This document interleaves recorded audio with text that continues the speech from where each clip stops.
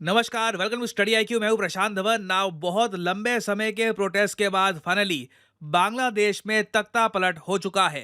As of now Bangladesh की military ने overtake कर लिया है बांग्लादेश की सरकार को। जी हां, बांग्लादेश में इनकी जो प्रधानमंत्री थी शेख हसीना, इन्होंने आर्मी के प्रेशर के अंडर, आर्मी ने लिटरली शेख हसीना को यह कहा 45 मिनट का आपको टाइम दे रहे हैं, रिजाइन करो and get out of the country. Sheikh Hasina ने प्रेशर के अंडर यही किया, इन्होंने रिजाइन कर दिया और आज के समय ये सेफ्टी के लिए इंडिया आ चुकी हैं। हेलीकॉप्टर से इनको सेफली इंडिया लाया गया है और उसके बाद ये देखा गया कि बांग्लादेश के जो आर्मी चीफ है, इन्होंने पूरे देश को संबोधित किया और ये कहा, I am in charge now. Bangladesh की आर्मी अब संभाल रही है यहाँ पे सिचुएशन और इन्होंने लोगों को ये कहा कि बहुत ही जल्द एक इंटरिम सरकार बना दी जाएगी, but for the time being Waker uz Zaman ये है the most powerful man in Bangladesh. Sheikh Hasina को बिल्कुल पावर से हटा दिया गया है और अगेन ये बहुत ज़्यादा शॉकिंग है इंडिया के लिए। शेख हसीना एक बहुत ही फ्रेंडली लीडर थी फॉर इंडिया। बांग्लादेश इंडिया के जो फ्रेंडली रिलेशंस हैं उनमें आप कह सकते हैं शेख हसीना का क्रिटिकल रोल था। अब देखिए, जो ये यहाँ पर आर्मी चीफ पावर में आ चुके हैं, क्या ये एंटी इंडिया होंगे, प्रो इंडिया होंगे, इनका स्टांस क्या होगा ये देखना होगा। बट मैं आपको ये बता दूं, इंडिया के आसपास आप देखो, म्यांमार में तख्ता पलट आर्मी ने कर लिया टेक ओवर, बांग्लादेश में तख्ता पलट, पाकिस्तान में देखिए कहने कोई डेमोक्रेसी है, पाकिस्तानी खुद कहेंगे कि आज के समय इनकी सरकार लिटरली इनकी आर्मी ही चला रही है।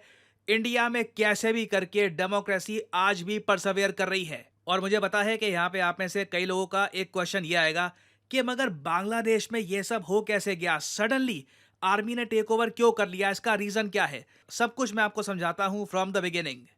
देखो, हम लोग समझेंगे कि 2024 में शुरुआत से लेकर अभी तक, अब जो अगस्त का महीना चल रहा है, क्या क्या इवेंट हुए हैं, इससे आप काफी हद तक समझ पाएंगे कि यहाँ पर एक्चुअली हुआ क्या है। पहले तो देखो, बांग्लादेश में हुए चुनाव जनवरी 2024 में चुनावों का रिजल्ट आया और शेख हसीना चौथी बार बन गई बांग्लादेश की प्रधानमंत्री। नाउ जैसे ही इलेक्शन बांग्लादेश में हुए कंक्लूड, यूएसए की तरफ से स्टेटमेंट आनी स्टार्ट हो गई कि बांग्लादेश के इलेक्शंस में हुई है धांधली। यूएसए ने यह बात ओपनली बोली। नाउ ऑब्वियस ही बात है, इसी बात को लेकर बांग्लादेश में कई जो पॉलिटिकल पार्टीज थी और लोग थे, इन्होंने प्रोटेस्ट करना स्टार्ट कर दिया, मगर यह प्रोटेस्ट बहुत ही ज्यादा छोटे लेवल पे था।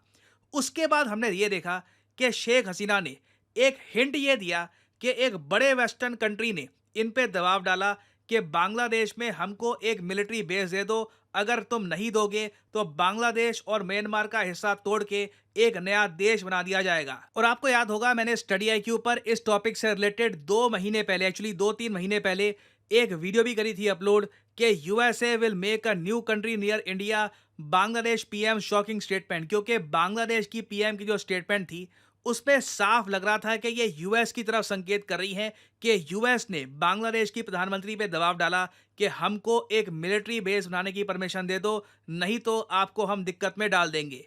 ना, इस वीडियो में मैंने आपको बता दिया था कि बांग्लादेश की प्रधानमंत्री ने एक बड़ा जोखिम उठाया है यूएसए का हिंट भी देकर। देखो, पाकिस्तान में इमरान खान ने यूएसए पर खूब आरोप लगाए, जो इमरान खान के साथ हुआ है आप सबने देखा है।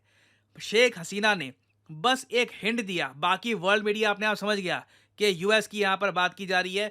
बांग्लादेश के मीडिया ने भी इस पर बहुत लिखा कि क्या यूएस ने दबाव डाला है शेख हसीना पर। यह इशू कुछ समय के लिए न्यूज़ में रहा और फिर अचानक से हम देखते हैं बांग्लादेश में लार्ज स्केल प्रोटेस्ट होने स्टार्ट हो जाते हैं रिजर्वेशन कोटा सिस्टम को लेकर। क्योंकि 5 जून को बांग्लादेश का एक हाई कोर्ट बहुत ही ज़रा अजीब काम करता है। देखो, बांग्लादेश में ना लंबे समय से एक इशू था आरक्षण का, रिजर्वेशन का। बांग्लादेश, जैसे आप लोग जानते हैं, 1971 में बना था और जिन लोगों ने बांग्लादेश की फाइट फॉर इंडिपेंडेंस में पार्टिसिपेट किया था, पाकिस्तान के अगेंस्ट जो लोग लड़े थे, उनके रिश्तेदारों को आज भी बांग्लादेश की सरकारी नौकरियों में 30% का कोटा मिलता है ना। बांग्लादेश में इस इशू को लेकर 2018 में प्रोटेस्ट हुए थे और उस वक्त लग रहा था कि यह इशू काफी हद तक यहीं पे समाप्त हो जाएगा, क्योंकि 2018 में ही यह 30% कोटा खत्म कर दिया गया था। मगर जून 5, 2024 को बांग्लादेश का एक हाई कोर्ट कहता है आप लोग वापस वो जो 30% कोटा है इसको रीइंस्टेट करिए। नाउ इस सब में शेख हसीना का कोई रोल नहीं है। एक हाई कोर्ट ने खुद ही ऑर्डर दे दिया कि वो कोटा वापस लेके आओ।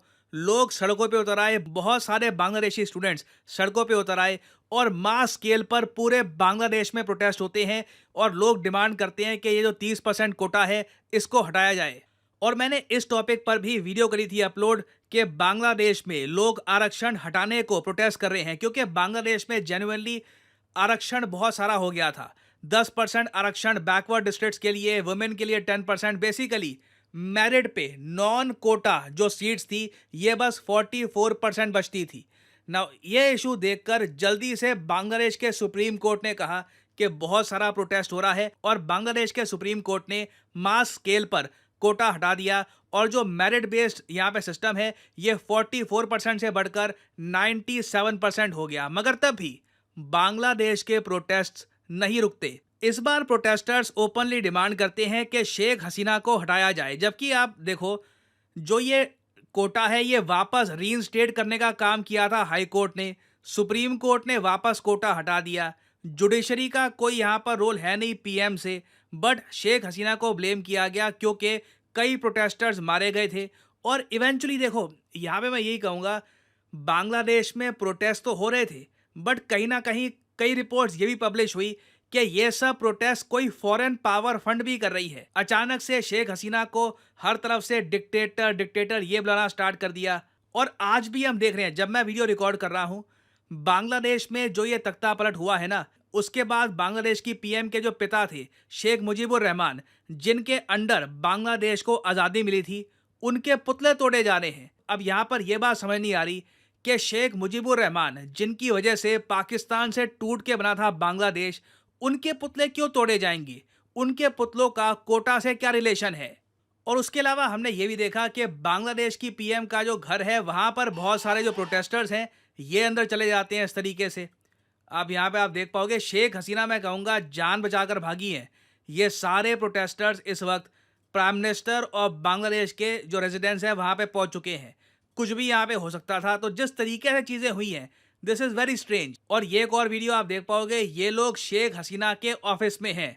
यहाँ पर ओपनली शेख हसीना जहाँ पर बैठती थी, जो टेबल था, डॉक्यूमेंट्स वगैरह, यहाँ पे जो प्रोटेस्टर्स हैं ये घुस चुके हैं। तो जिस तरीके से चीज़ें हुई है बांग्लादेश में, यहाँ पे क्वेश्चन यही बनता है कि क्या ये जेन्युइन बस प्रोटेस्ट ही था या फिर कोई एक फॉरेन पावर ने एक बड़ी जियोपॉलिटिकल गेम खेल दी है? क्योंकि आप अगर पाकिस्तान और यूएसए के पर्सपेक्टिव से देखो तो शेख मुजीबुर रहमान को दोनों देश कभी भी पसंद नहीं करते थे, क्योंकि आपको समझना होगा शेख मुजीबुर रहमान की वजह से ही बांग्लादेश पाकिस्तान से अलग हुआ था। ऑब्वियसली इंडियन आर्मी का वहाँ पे क्रिटिकल रोल था, मगर मेन जो इंटरनल स्ट्रगल जो शुरू करी थी बांग्लादेश की इंडिपेंडेंस की, वो शेख मुजीबुर रहमान ने ही करी थी। और इसलिए यूएस ने, पाकिस्तान ने कभी ऑब्वियसली इनको रिस्पेक्ट दी नहीं। तो जो ये प्रोटेस्टर्स हैं, जो ये शेख मुजीबुर रहमान का जो स्टैचू है इसको डैमेज कर रहे हैं, अब क्वेश्चन यहाँ पर यही आता है कि इनके स्टैचू का कोटा से क्या रिलेशन है, यहाँ पर हो क्या रहा है? और एक लार्जर क्वेश्चन तो देखिए तभी आंसर होगा जब पता लगेगा कि बांग्लादेश की मिलिट्री की पोजीशन क्या है ग्लोबल अफेयर्स को लेकर, इंडिया के साथ रिलेशंस को लेकर, यूएस के साथ रिलेशंस को लेकर। क्या जेन्युइनली आने वाले कुछ सालों में यूएस को एक मिलिट्री बेस मिल जाएगा बांग्लादेश में? क्या पाकिस्तान का इन्फ्लुएंस अब बांग्लादेश में बढ़ जाएगा? ये देखना होगा। What happens, this remains to be seen. But अभी के लिए जो हुआ है बहुत चिंताजनक है and India is rightly concerned. और फाइनली यहाँ पर मैं ये भी ऐड कर दूं कि स्टडी IQ पहली बार स्टूडेंट्स के लिए लेके आया है अर्जुन बैच। एक यूनिक बैच है। देखिए, महाभारत में अर्जुन से बहुत कुछ सीखने को मिलता है हमें। सबसे बड़ी बात जो आप सीख सकते हैं अर्जुन से वो है focus, complete focus on the target. आसपास कोई भी चीज है, फालतू की वीडियो गेम्स, कोई टेलीविजन शोज, सब कुछ पीछे। सबसे आगे होना चाहिए आपका career. That should be your main primary target. और अगर आप इसी सोच के साथ आगे बढ़ना चाहते हैं और सक्सेस हासिल करना चाहते हैं तो ज्वाइन करिए स्टडी IQ का अर्जुन बैच। आपको सिंपली क्या करना है, कमेंट सेक्शन में जाइए, यहाँ पे आपको मिलेगी पिंड कमेंट और यहाँ परचेज कर सकते हैं स्टडी IQ का अर्जुन बैच। सिंपली इस लिंक पर करिए क्लिक और आपके सामने खुल जाएगा ये पेज। अगर आप मोबाइल फोन पे हैं तो स्टडी IQ की जो ऐप है ये आप कर सकते हैं डाउनलोड और यहाँ पे आप परचेज कर पाएंगे स्टडी IQ का अर्जुन बैच। और इस बैच की खासियत ये है कि ये बैच हमने बनाया है सक्सेस फेलियर दोनों को ध्यान में रख के। देखिए, आप यूपीएससी एग्जाम का अटेम्प्ट देंगे, प्रीलिम्स आपका क्लियर हो सकता है, कुछ हो सकता है कि may be, you never know, कि कुछ मार्क्स से इस बार प्रीलिम्स क्लियर ना हो पाए। दोनों केसेस में अर्जुन बैच आपके साथ रहेगा। प्रीलिम्स क्लियर हो गया तो इमीडिएटली मेंस और इंटरव्यू में ये बैच आपका साथ देगा। और अगर मान लीजिए आप प्रीलिम्स इस बार क्लियर नहीं कर पाए, तो जैसे ही आपका रिजल्ट आता है तो आपकी स्पेशल क्लासेस स्टार्ट हो जाएंगी इस बैच के अंडर, जहां पे आपकी जो भी कमियां थी, जो भी एरिया थे जहां पे इस बार आप स्कोर नहीं कर पाए, वहां पे फोकस किया जाएगा, ताकि आप फिर से with complete determination and focus फिर से अपने टारगेट की तरफ बढ़ना स्टार्ट कर दें। और मुझको यहाँ पर यह बात भी ऐड करनी पड़ेगी कि 7 अगस्त, जी हाँ 7 अगस्त को स्टडी आईक्यू के कोर्सेज थोड़े महंगे होने वाले हैं। 15% प्राइस इंक्रीज आपको दिखेगा on all courses. Study IQ एक लंबे समय के बाद ये कर रहा है, क्योंकि ओवरऑल जो कॉस्ट है सर्वर्स की, वेरियस और कॉस्ट, ये काफी हद तक बढ़ चुकी है। तो 15% प्राइस हाइक होगा, सभी कोर्सेज 15% महंगे होने वाले हैं। तो 7 तारीख से पहले पहले आपके पास गोल्डन चांस है, आप एनरोल कर सकते हैं अर्जुन बैच में। बट ये जो प्राइस लिखा है, नेवर पे दिस प्राइस, सिंपली यहां पर कोड यूज करिए PD10 और प्राइसेस गिरना यहां पर स्टार्ट हो जाएंगे। सिर्फ 28,500 रुपए पे करके 30 महीने की वैलिडिटी के साथ अर्जुन बैच में आप करेंगे एनरोल। लाइव क्लासेस यहां पे आपको मिलेंगी, books delivered to your address, 1-to-1 mentorship. So enrol right now. याद रखिएगा 7 तारीख मध्य रात्रि से स्टडी आईक्यू के प्राइसेस बढ़ने वाले हैं। So make the best use of the prices right now and join study IQ's Arjun batch. So इसी नोट के साथ यह है वीडियो कांत। Thank you for listening and as I always say, may the gods watch over you.